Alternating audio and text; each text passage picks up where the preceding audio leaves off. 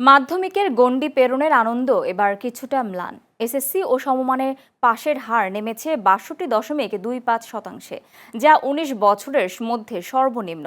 কমেছে জিপিএ 5ও। ১১ বোর্ডে পাশ করেছে ১১,৩৮,০০০-এর বেশি শিক্ষার্থী। বরাবরের মতো এবারও এগিয়ে মেয়েরা। বিস্তারিত আর.কে রেজার প্রতিবেদনে, ক্যামেরায় ছিলেন রায়হান উদ্দিন মানিক।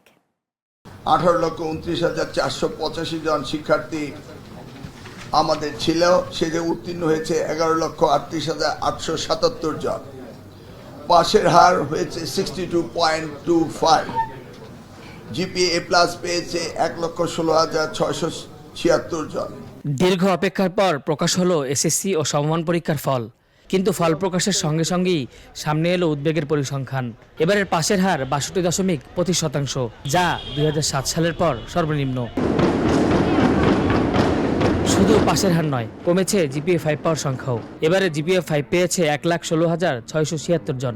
গত বছরের চেয়ে যা 22,000-এর বেশি কম। তারপরও যারা ভালো ফলাফল করেছেন তাদের মধ্যে ছিল উচ্ছ্বাস। এটা আসলে খুশির কান্না।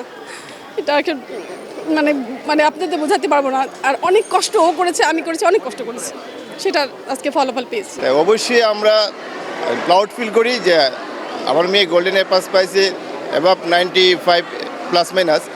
এতে করে ওরও অনেক পরিশ্রম হয়েছে, ও দিন রাত পরিশ্রম করে সে আজকে এই রেজাল্ট আমাদেরকে উপভোগ করতে দিছে। আসলে সব মিলাই আমার মেয়ে অনেক পরিশ্রম করেছে, আমি যেটা দেখেছি।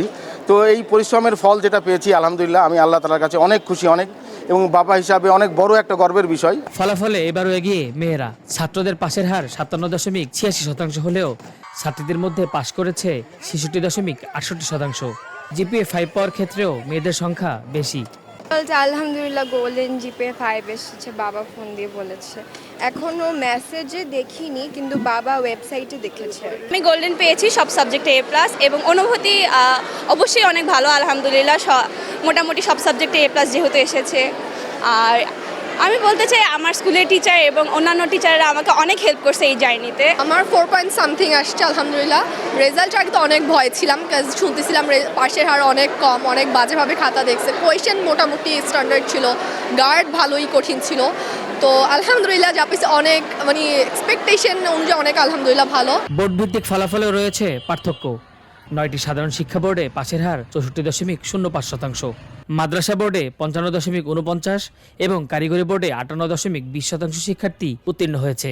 নার্ভাসনেস অনেক ছিল, তবে যা হয়েছে আলহামদুলিল্লাহ এভরিথিং ইজ ওকে। যদি কোয়েশ্চেন ভুল না হতো বা তখন যে প্রবলেমগুলো আমরা ফেস করেছি ওগুলো না হলে হয়তো আরও ভালো হতো। সকাল থেকে ভয় লাগছিল, কিন্তু পরে আমার মা আমাকে রেজাল্টটা জানায়।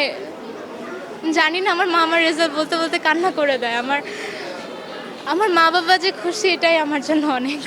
আমি জিপিএ 5 পেয়েছি, বাট আমি একটু ডিসঅ্যাপয়েন্টেড বিকজ আমি গোল্ডেন পাই নাই। বাংলার জন্য 6 মার্কসের জন্য আমি গোল্ডেন মিস করেছি, জন্য একটু কষ্ট লাগছে।